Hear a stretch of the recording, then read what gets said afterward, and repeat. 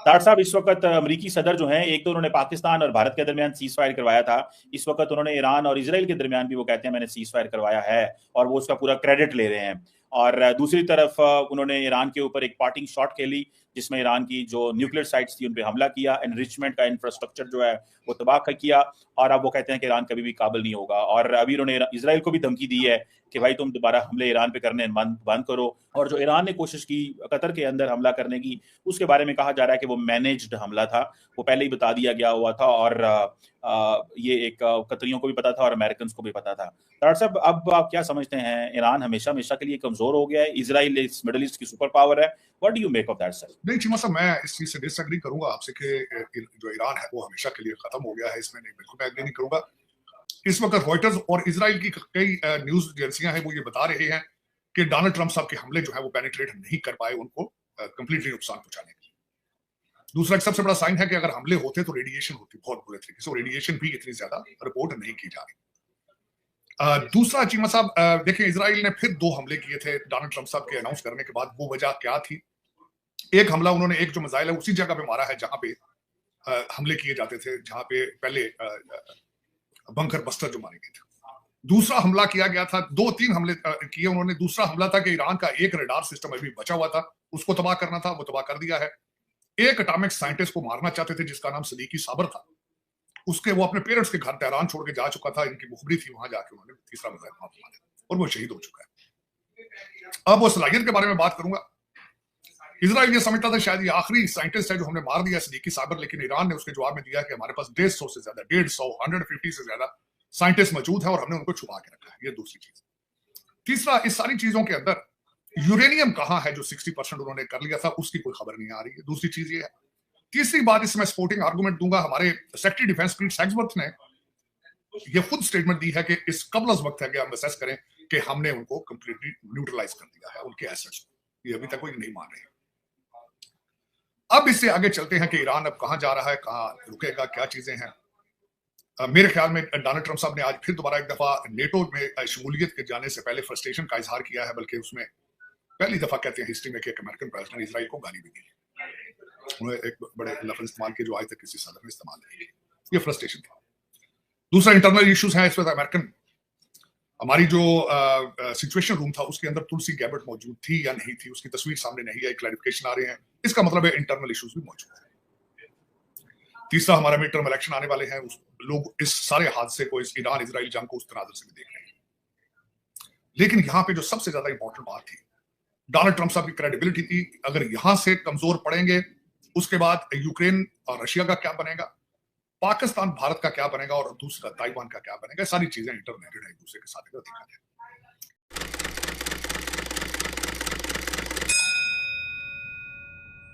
Donald Trump साहब जा चुके हैं नेटो की कॉन्फ्रेंस अटेंड करने के लिए, लेकिन नेटो के कई जो वहां पे मेंबर हैं, एलाइज हैं, उन्होंने बाइकआउट कर दिया, वो वहां पे नहीं आ रहे। ये नेटो के हालात है इस वक्त। अब उसमें चीमा साहब अब बात करते हैं कतर के ऊपर अटैक किया गया, बता के किया गया अटैक।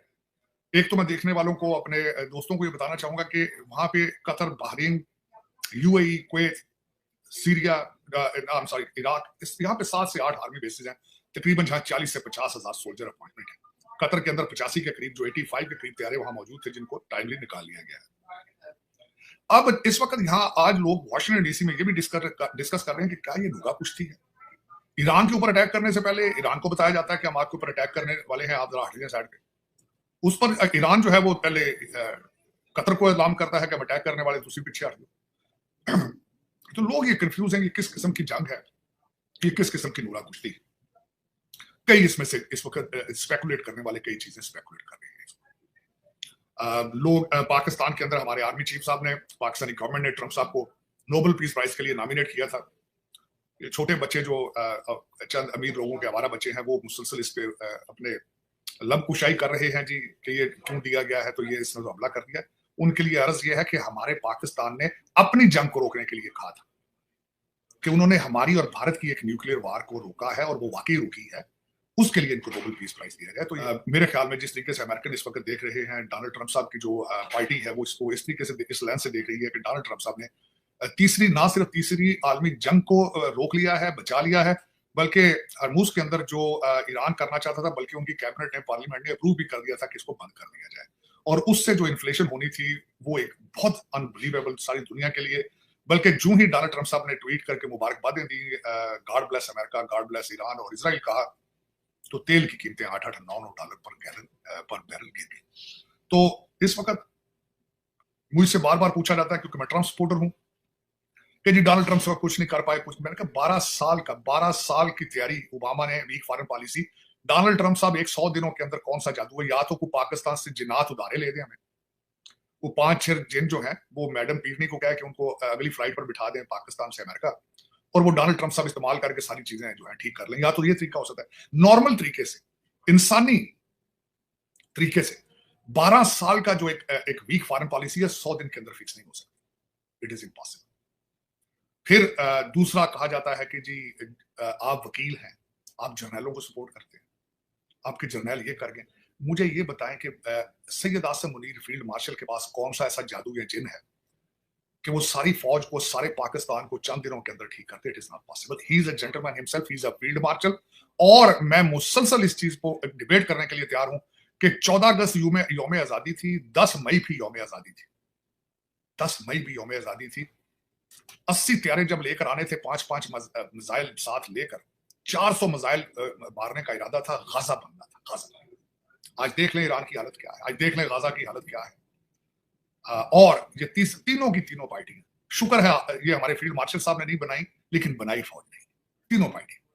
भट्टो साहब अयूब को डैडी कहते थे, नवाज शरीफ साहब जियाउल हक के थे, और ये जहीरुल इस्लाम है, ये हमारे जो मुर्शिद पाक है, इनका बाप थे जनरल बाजवा साहब। तो आप खुद अंदाजा लगा लें कि इनके हालात क्या है। और पाकिस्तान के रोल से, Pakistan is a garrison state from 1947, the reason a larger country next door with more sources resources. अगर आपकी स्ट्रॉन्ग आर्मी ना होती, आज आप या बांग्लादेश होते, या गाजा होते, या इराक होते, ईरान होते, लीबिया होते। तो इसमें से रोल कोई बंदा मेरे से डिबेट करके आर्मी के रोल को निकाल के दिखा दे कि how you can run Pakistan, it is impossible. और दूसरा, कौम की हालत ये है, चीमा साहब मेरे ऊपर इस वक्त ट्रोलिंग की जा रही है कि जी शायद मैंने कहा कि शराब लीगल की जाए पाकिस्तान में। तो मैंने कल परसों किसी के साथ बैठा था, मैंने कहा मैं पैदा मुसलमान हुआ था, मरूंगा भी एज ए मुसलमान, लेकिन रियासत मदीना के अंदर, सऊदी अरेबिया के अंदर 600 लीकर स्टोर बन रहा है। कहा जाता है टूरिस्टों के लिए बनाया जाएगा, गैर मुस्लिमों के लिए बनाया जाएगा सऊदी अरेबिया में। चीमा साहब दुबई के अंदर, यूएई के अंदर लीकर स्टोर खुले हैं, शराब खाने खुले हैं, जिन्होंने पीनी है, जो नहीं पीनी तो ना पिए। टर्की के अंदर खुले हैं, टर्की के अंदर जाकर। दूसरा चीमा साहब, मैंने उस ट्वीट के अंदर ये कहा था, बल्कि उस ब्लॉग के अंदर कहा था कि यहाँ पे हर दूसरा बंदा शराब पीता है, शराब को लीगलाइज करके उस पर टैक्स लगा दें, इनकम का बायस बने। आप जो बैंक हर वक्त बैंकरप्सी के आगे पीछे फिरते हैं, मैंने तो एक सोर्स ऑफ इनकम इंक्रीज करने के लिए कहा था। दूसरा, मेरे खिलाफ ट्रोल किया इस पार्टी ने पिछले दिनों कि मैं इसराइल को सपोर्ट करता हूं। मेरे एक ट्वीट को इन्होंने बार बार सामने रखा। चीमा साहब, मेरी उस ट्वीट के अंदर यह था कि कंडेम किया था जो हमास ने 7 अक्टूबर को किया था। मैं उस दिन हमास के खिलाफ था, क्योंकि उन्होंने निहत्ते ज्यूज को मारा था। उसके बाद जो इजराइल इस वक्त गाजा में कर रहा है, जो ईरान में कर रहा है, मैं उसके भी खिलाफ हूं। मैं दुनिया में किसी भी ह्यूमन सफरिंग जहां भी हो, चाहे हिंदू, सिख, कोई भी हो, क्रिश्चियन हो, मुसलमान हो, मैं उसके खिलाफ हूं, ह्यूमन सफरिंग के खिलाफ हूं। मेरी इंटरप्रिटेशन चेंज करके तो मेरे खिलाफ ट्रोलिंग करते हैं, आई डोंट केयर। मैं ना तो कमेंट पढ़ता हूं, ना मुझे इससे फिक्र पड़ता है, क्योंकि ये मेरे बच्चे जो है, अमीर घरों के बिगड़े बच्चे, ये इंग्लिश में ट्वीट नहीं कर सकते। ये अफसोस जरूर है, दुख होता है कि ये मुझे गालियां भी उर्दू या पंजाबी में देते हैं, जो आम अमेरिकन और आम जी शऊर पढ़े लिखे लोग उसको नहीं समझ सकते। तो मुझे इससे क्या फर्क पड़ता है? चीमा साहब, मैं जब ये करता हूं, बोलता हूं पब्लिक में, this is part of the package, ये पार्ट ऑफ द पैकेज। हाँ, अब आज भी मैं अपने स्टैंड पे खड़ा हूं चीमा साहब। मैं I am the firm believer कि पाकिस्तान और भारत के आपस में रिलेशनशिप होने चाहिए। मैं आज भी फर्म बिलीवर हूं कि भारत के सारे रीजन के अंदर, उनके बांग्लादेश, नेपाल के साथ भी रिलेशनशिप ठीक होने चाहिए। मैं हमेशा प्रमोट करता रहा हूं पाकिस्तान के भारत, अफगानिस्तान, बांग्लादेश, बर्मा, चाइना, सबसे रिलेशनशिप ठीक होने चाहिए, क्योंकि that is the only way moving forward. जंगों में से कुछ नहीं निकलता। 12 दिन इजराइल ईरान ने मारा है, फिर टेबल पे आ रहे हैं।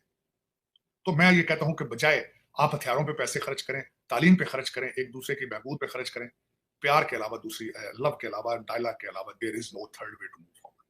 इकोनॉमी के साथ एक दूसरे के साथ कंपीट करने बजाय कि एक दूसरे के आप माओ के बच्चे मारे। मैं आज भी उसका फर्म बिलीवर हूं। मैं ना किसी फेथ बेस, उसके origin base, I can not hate them, I love all of them. मेरी बच्ची का इवेंट था कल परसों, शादी की, उसकी एनिवर्सरी थी था। इस आजकल के कड़े हालात में भी मैंने स्टेज पे खड़े होकर नमस्कार भी कहा है, सत श्री अकाल भी कहा है। और उस पार्टी के अंदर सिख भी थे, हिंदू भी थे, पाकिस्तानी भी थे, सब थे, गोरे थे, काले थे, और मैंने उनको यही कहा कि गॉड ब्लेस अमेरिका, यहाँ आके हम लोग लर्न करते हैं how to live in peace and harmony. और मैंने अपनी मैं बच्चों को इसी तरह रेस किया, मैं सारे तुम्हारे चाचे हैं, सारे तुम्हारे रिश्तेदार हैं, और this is how it is. और आपको पता ही है मेरे बच्चों का जो फादर फिगर है जसदीप सिंह है। मेरी बच्ची ने तकरीर में भी कहा अपनी में कि I am so proud to have him as a father figure. तो ये दर हकीकत ये कह लेना मैंने अपनी पोजीशन चेंज कर ली। मैं आप अगर आप अपने कंट्री को प्रमोट करें तो ठीक है, मैं अपने कंट्री को प्रमोट करूं तो ये गलत है। लेकिन अल्टीमेटली मैं हमेशा कहता हूं कि मैं आपके लिए नेक ख्वाहिशात रखता हूं, लेकिन बॉटम लाइन ये है कि मैं पाकिस्तान, अगर आप पाकिस्तान के 4 टुकड़े और इनका खून देखना चाहेंगे तो आप कैन प्रमोट। आप मेरे भाई बहन है, लेकिन अल्टीमेटली मैं तो किसी का भी कहता हूं कि आप ना किया करें। आपके तो भारत के अंदर तो पाकिस्तान से ज्यादा मुसलमान आबाद, बहुत ज्यादा है वहां। तो आप किस तरह एक रिलीजन और एक इन चीजों के आप खिलाफ हो सकते हैं? This is wrong.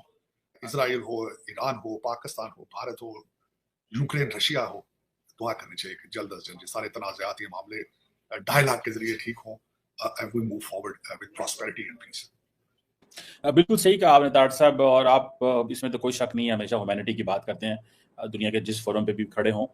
ताड़ साहब, ये जो ट्रम्प साहब तो यूरोप पहुंच गए हैं, हेग, ये तो यूरोपियंस को डरा रहे हैं, कह रहे हैं कि भाई अपना डिफेंस बजट 5% पे करो, नेटो, नहीं तो मैं तुम्हारा कोई प्रोटेक्शन नहीं करूंगा। ताड़ साहब, बड़ी परेशानी है यूरोप के अंदर। वैसे एक बात बताऊं, कभी हुआ नहीं है, लेकिन कल फ्रेंच प्रेसिडेंट ने कहा था कि जो अमेरिका ने ईरान पे स्ट्राइक्स की हैं वो इलीगल हैं। किसी यूरोपियन मुल्क ने कहने की हिम्मत नहीं पड़ी, लेकिन उन्होंने कहा था ये इलीगल स्ट्राइक्स हैं जो अमेरिका ने किया है, क्योंकि ये तमाम न्यूक्लियर प्लांट्स आईए के सेफगार्ड्स के नीचे काम कर रहे थे, न्यूक्लियर नॉन प्रोलिफरेशन ट्रीटी का वो मेंबर है, इसके बावजूद आपने उसके ऊपर हमला कर दिया। नमस्कार दोस्तों, आप सभी का न्यूज़ टेल में हार्दिक स्वागत है। दोस्तों, जैसा कि आपने देखा, कमर चीमा और दोस्तों साजिद तरार जी बात कर रहे हैं इजराइल और ईरान के हमले पर। दोस्तों, इजराइल ईरान पर इसलिए हमला कर रहा है कि ईरान न्यूक्लियर वेपन ना बना सके, और न्यूक्लियर वेपन अगर उसने बना लिया तो बहुत ही ज़्यादा गलत हो जाएगा, इसलिए ईरान पर हमले इजराइल कर रहा है। और दोस्तों, वहीं दूसरी तरफ ईरान पर हमला अमेरिका ने भी किया है। अमेरिका भी नहीं चाहता कि वो न्यूक्लियर वेपन बनाए, इसलिए अमेरिका ने उसके जो न्यूक्लियर साइट्स हैं उन्हें ध्वस्त करने की कोशिश की है। और दोस्तों, लेकिन न्यूक्लियर साइट्स ध्वस्त नहीं हुए हैं, क्योंकि दोस्तों बाकी की चीज़ों पर लगा है, लेकिन न्यूक्लियर साइट्स पर कुछ नहीं लगा है, क्योंकि दोस्तों वहाँ पर रेडिएशन फैलता अगर न्यूक्लियर साइट्स पर अटैक हुआ होता या कुछ नुकसान हुआ होता। तो दोस्तों, ईरान को इसलिए धमकाया जा रहा है और उस पर अटैक किया जा रहा है। तो दोस्तों, आपको हमारी वीडियो पसंद आई तो प्लीज़ लाइक करें, सब्सक्राइब करें, शेयर करें। तो मिलते हैं आपसे अगली वीडियो में, तब तक के लिए जय हिंद।